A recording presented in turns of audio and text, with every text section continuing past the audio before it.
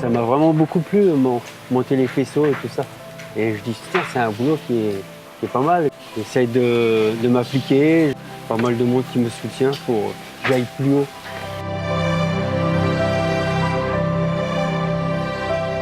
Ce qui me fait progresser à la fondation, c'est le fait que les chefs aient confiance en moi. Ce qui me fait moi-même reprendre confiance en moi. Notre mission a toujours été, depuis le début, de remettre sur pied des personnes qui ont été laissées de côté. Les apprentissages de la Fondation, ça consiste à d'abord leur apprendre des techniques.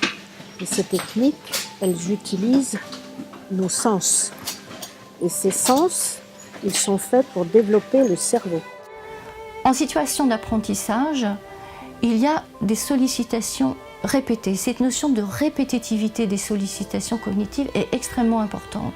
Ces sollicitations répétées vont permettre de développer ce qu'on appelle les synapses, ces zones entre deux neurones, de développer des synapses existantes et voire même, à un certain moment, d'en créer de nouvelles.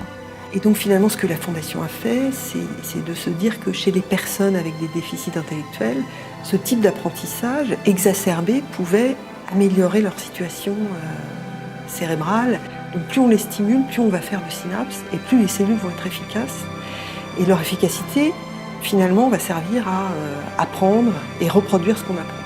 Le métier de la Fondation Amipi, c'est d'accueillir des personnes en situation de handicap.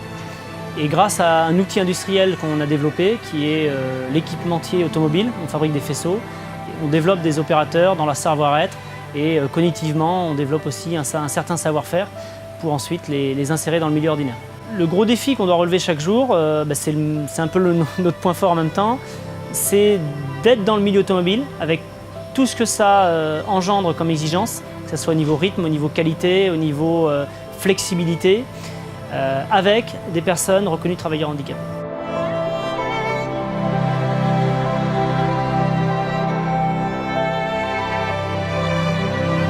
Le défi qu'on a à relever, nous, tous les jours ici, c'est l'industrie, donc monter des faisceaux en termes de quantité et de qualité pour livrer tous les jours les clients. Le deuxième défi que nous avons à relever, c'est travailler avec nos opérateurs sur l'insertion. L'entreprise ordinaire qui souhaite intégrer un opérateur de la Fondation Amipi a pour témoignage nos ambassadeurs entreprises ordinaires qui ont déjà intégré un collaborateur de la Fondation et qui sont nos meilleurs ambassadeurs. Nous sommes catalogués parmi le monde du handicap et comme on l'a déjà dit, le mot handicap nous handicape. Les entreprises, si elles embauchent les salariés qui sortent de chez nous, vont trouver des salariés compétents, motivés et fidèles. Là où on arrive à lever tous ces freins, c'est quand on arrive à faire venir des chefs d'entreprise au sein de nos usines pour qu'ils se rendent compte effectivement du travail qui est réalisé par nos collaborateurs.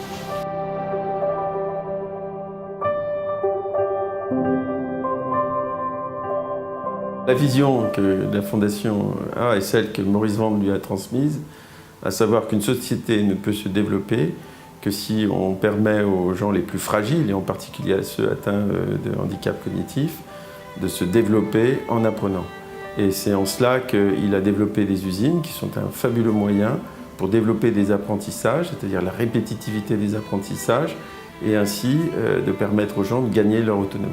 Mon rêve serait qu'en finale, sur chaque ville de 50 000 habitants, sur tous les territoires en France, une usine du type de l'Amipi, c'est-à-dire une usine avec 100 postes, puisse servir à accueillir des publics fragiles, leur permettre de se développer en apprenant, de s'insérer dans des entreprises ordinaires et puis, bien évidemment, de faire la pédagogie de ce modèle auprès des autres acteurs de la vie économique du territoire. Derrière les combats de l'Amipi, c'est toute une vision de la société qui est en jeu. Alors qu'on voit bien que les ordinateurs, les machines envahissent toute la sphère du travail, il est important que les hommes et les femmes, et en particulier les jeunes, puissent en débattre et faire en sorte que chacun puisse trouver sa place dans le monde du travail et ainsi son autonomie et ainsi sa place dans la société.